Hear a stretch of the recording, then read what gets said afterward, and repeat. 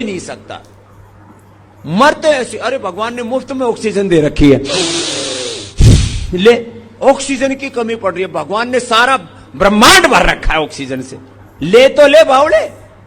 बाहर सिलेंडर ढूंढ रहे हैं तो अपने भीतर 2 सिलेंडर लगा रखे, ये सिलेंडर है, सिलेंडर बोल रहा है भर, सिलेंडर कम पड़ गए।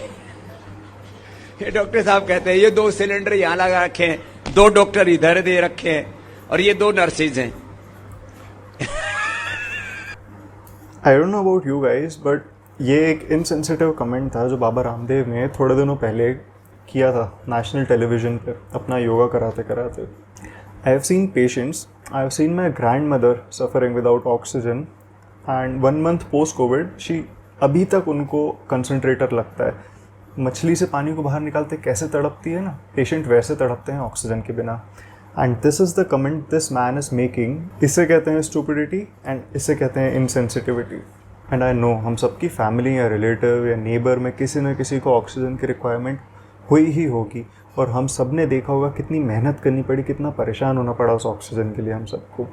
और उस सब के बाद भी ये वीडियो देखने के बाद अगर आपको गुस्सा नहीं आता है तो फिर पता नहीं कब आएगा।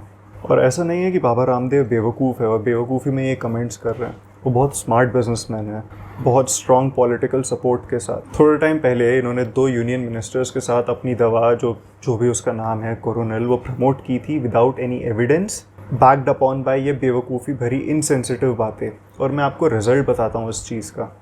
Patanjali sells more than 2.5 million Coronil kits in 4 months, profit crosses 250 crores। So he is a pretty smart businessman. और जो बेवकूफ़ है वो आप लोग हैं जो इसकी बातों में आते हैं। ये सब बातें सुन के, ये सब न्यूज़ देख के गुस्सा तो बहुत आता है, बट क्या करें गुस्सा करके भी। आज जब आप ये वीडियो देख रहे हो तो कोई ना कोई मेरा कलीग जो जूनियर डॉक्टर है वो किसी की गाली सुन रहा होगा या पिट रहा होगा।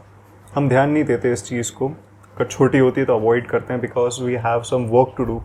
अगर एक चीज़ के पीछे इतना पड़ जाएंगे तो आगे जो 10 पेशेंट वेट कर रहे हैं उनका टाइम वेस्ट होगा। आज का वीडियो देख के भी गुस्सा तो आता है, बट वो हम पी सकते हैं। प्रॉब्लम ये है कि रामदेव हैज़ सम पॉपुलैरिटी, लोग उनकी बात सुनते हैं। रामदेव को खुद को पता है कि वो गलत बोल रहा है, but just to sell a stupid product वो ये सब करता है, वो आपकी लाइफ्स के साथ खेलता है। कोरोनिल पर कोई एविडेंस बेस्ड स्टडी नहीं है जो ये बताया कि वो कोरोना से पेशेंट्स को ट्रीट कर सकती है। हमारी बहुत छोटी सी पीसफुल डिमांड्स हैं जो मैं बताऊंगा आपको वीडियो के एंड में। उससे पहले मैं सुनाता हूँ कि रामदेव ने बोला क्या। मैसेज फॉरवर्ड किया, जिस एलोपैथी वाले अपने आप को जो सुपर साइंस बोलने वाले हैं कि गजब का तमाशा है। एलोपैथी एक ऐसी स्टूपिड और दिवालिया साइंस है कि पहले क्लोरोक्विन फेल हुई, हाइड्रोक्सीक्लोरोक्विन, फिर रेमडेसिविर फेल हो गई, फिर एंटीबायोटिक्स इनके फेल हो गए, फिर स्टेरॉइड इनके फेल हो गए, प्लाज्मा थेरापी के ऊपर भी कल बैन लग गया, और इवर मार्केटिंग भी फेल हो गया। समझा देता हूँ कौन फेल हुआ कौन फेल नहीं हुआ। ये सब झूठ बोल रहे हैं ये जो बोल रहे हैं। सबसे पहली बात इन्होंने बोली स्टेरॉइड्स फेल हो गए। नहीं, स्टेरॉइड्स आज भी the strongest evidence based medicine है in saving lives of people suffering from severe कोविड-19 डिजीज़। और जितनी भी मेडिसिन का इन्होंने नाम लिया उन सब का कोई ना कोई मैकेनिज्म ऑफ एक्शन था कोविड-19 के अगेंस्ट। हम लोग तुक्के में दवाइयाँ नहीं देते हैं, we have some mechanism of action. Hydroxychloroquine का मैकेनिज्म ऑफ एक्शन था, जिस एसिडिक मीडियम में वो वायरस को एंडोसाइटोसिस होता था, एसिडिक मीडियम में सर्वाइव करता था, हाइड्रोक्सीक्लोरोक्विन वो मीडियम को एल्कलाइन करती थी। रेमडेसिविर के बारे में किसी ने नहीं बोला कि वो लाइफ सेविंग ड्रग है। हर डॉक्टर यही कहता है, it only reduces hospital stay and it also has a mechanism of action. Ivermectin again evidence based है, हाँ उस पर स्टडीज़ और चल रही है, और आइवरमेक्टिन का भी मैकेनिज्म ऑफ एक्शन है, इट इनहिबिट्स इम्पोर्टेंट, वो आप वायरल mRNA को आपके न्यूक्लियस में अंदर जाने से प्रिवेंट करती है। और जो है अभी एक बुखार के लिए क्या दे रहे हैं वो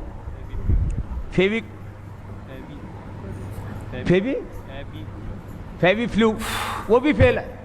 जितने भी दवाएं दे रहे हैं, फिर लोग कह रहे हैं तमाशा हो क्या रहा है। लोग नहीं कह रहे हैं, सिर्फ बाबा रामदेव कह रहे हैं। फेवी फ्लू भी किसी ने नहीं बोला था लाइफ सेविंग ड्रग है।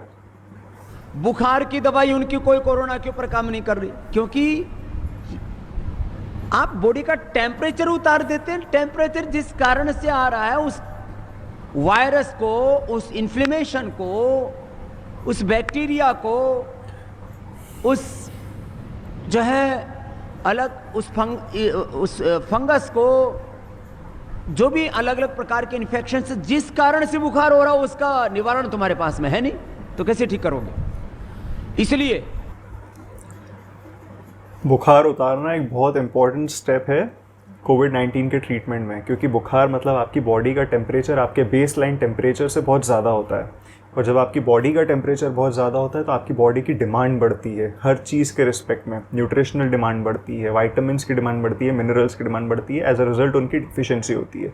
सबसे इंपॉर्टेंटली, जब आपकी बॉडी का टेम्परेचर इंक्रीज होता है तो आपकी बॉडी ऑक्सीजन कंज्यूम भी ज़्यादा करती है, दैट इज़ ऑक्सीजन की डिमांड भी बढ़ती है। और जैसा कि आपको सबको पता है, कोविड-19 की सीवियर डिजीज़ फॉर्म में पेशेंट को ऑक्सीजन सप्लीमेंट करनी पड़ती है। ये इंपॉर्टेंस है फीवर को कम करने का।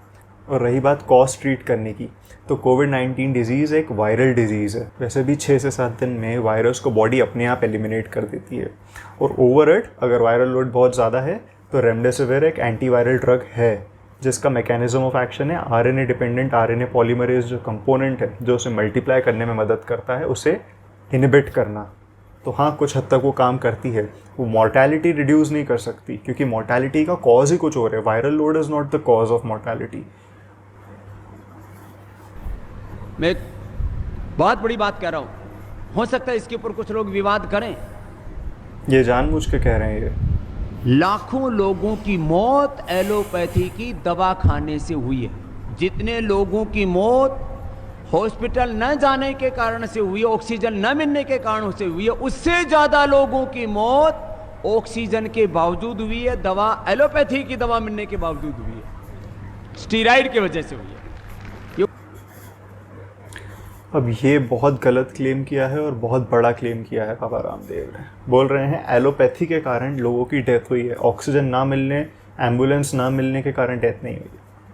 जैसा मैंने पहले ही कहा ना, आपके कांटेक्ट में कोई ना कोई तो होगा जो कोविड से सफ़र कर रहा होगा, जैसे इन सब चीज़ों की ज़रूरत पड़ रही होगी। आप खुद जज कर सकते हैं किस कारण अगर उनकी डेथ हुई तो क्यों हुई। स्टेरॉइड्स, मैं फिर बोलूँगा, एविडेंस बेस्ड है। जिस कारण से सबसे ज़्यादा डेथ होती है वो है साइटोकाइन स्टॉर्म, बहुत ज़्यादा इम्यून एक्टिविटी आपकी बॉडी में, और उसके लिए effective, single most effective drug है स्टीरॉइड्स। ये बता रहा हूँ ना, ये सिर्फ अपना बिजनेस कर रहे हैं और आपको गुमराह कर रहे हैं।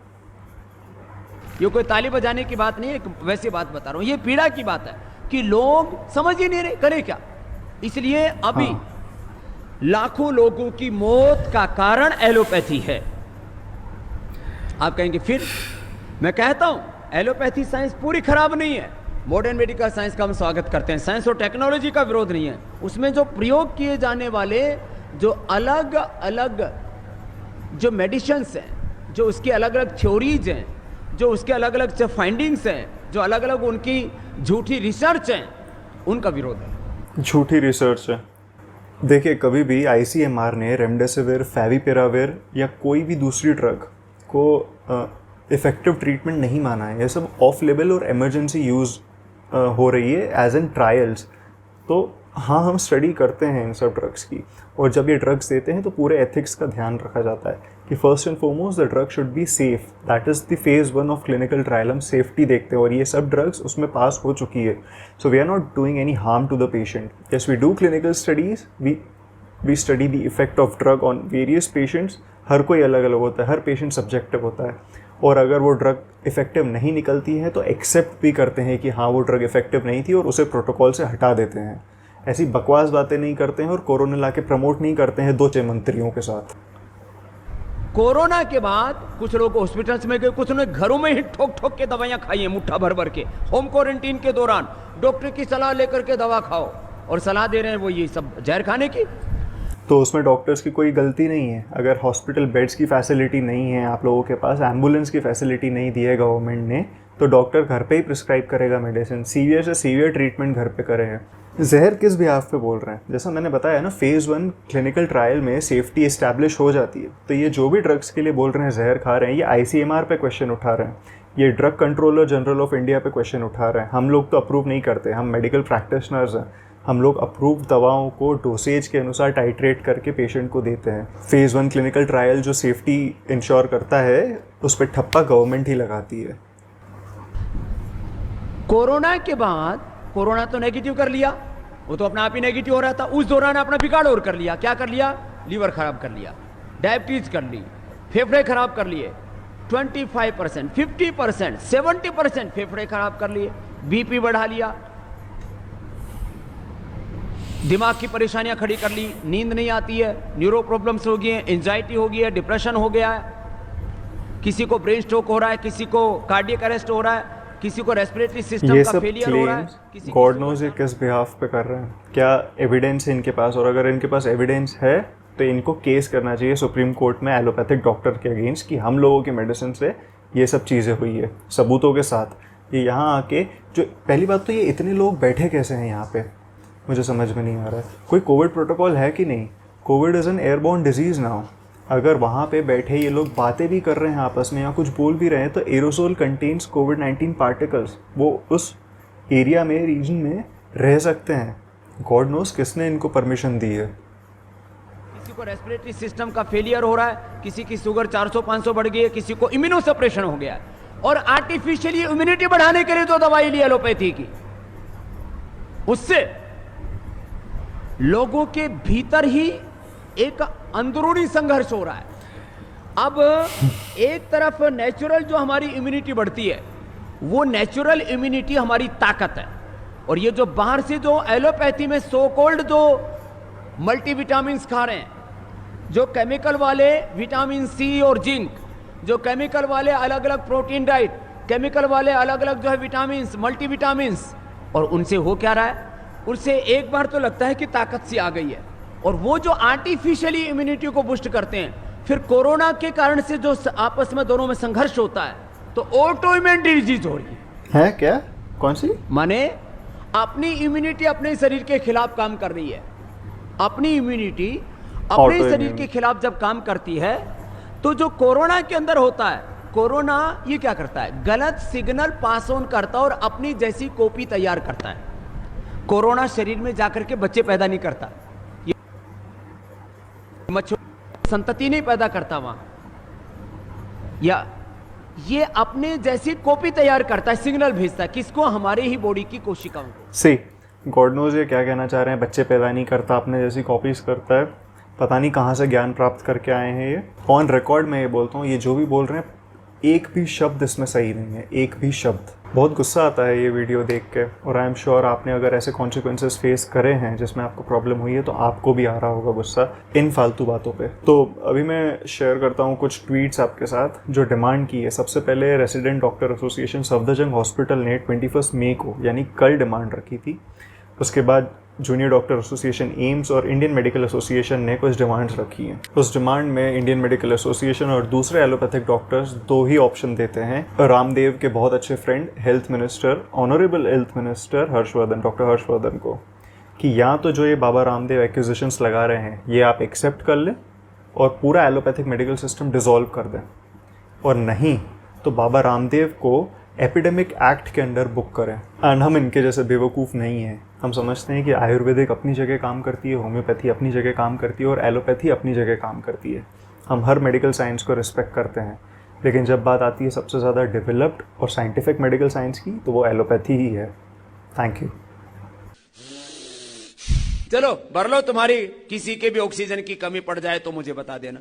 जिनका 70-80 तक जिनका ऑक्सीजन लेवल आ गया था, मैंने भस्त्रिका, कपालभाति, अनुलोम विलोम 1 घंटा करा के उनका 98 और 100 ऑक्सीजन लेवल कर दिया।